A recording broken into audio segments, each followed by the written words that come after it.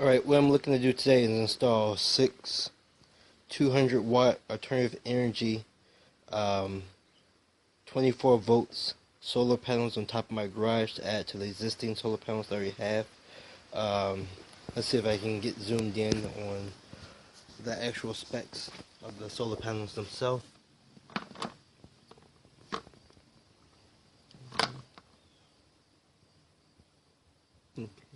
So that'll be the actual model and other specifications of the solar panels.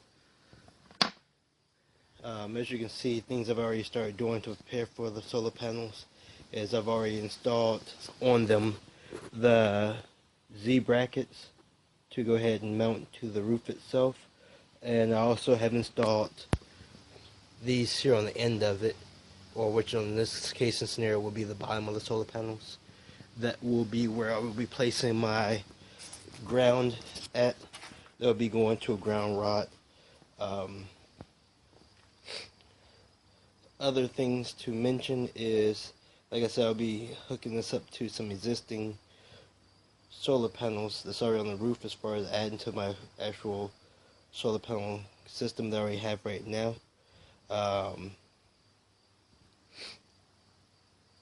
And let's see, other than that, I guess that's really all. Some things have changed. As you can see that the actual mechanical lugs that I'm using this time, I'm actually using aluminum mechanical lugs. The reason why is the hole is bigger on them. It looks like it's going to be a lot easier to run the actual wire through the mechanical lugs.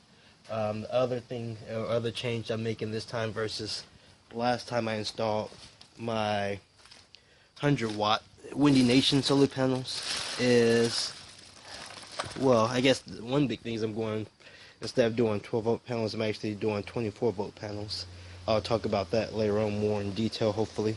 And then as far as the roof sealant, this time instead of using a roof cement, I'm actually using a roof sealant, which is a silicone base roof sealant. Mainly, some of the factors is due to temperature. The roof cement requires at least to be 70 degrees or so. The roof sealant, as far as the silicone base roof sealant, it does not require a temperature requirement as far as it being at least 70 degrees. And also this stuff here is going to be more flexible as far as if there are shifts or things of that nature. It won't crack, and in theory should hold up longer. But other than that, I'm going to go ahead and get started, and I'll keep you updated. With installing the solar panels on the roof, I do have a slight correction error that I realized while installing them. On my new aluminum mechanical lug that I'm using for a ground, on the bottom of the solar panels, originally had the screw with the threads facing upward. I have now adjusted it to the screw facing downward with a nut in the inside.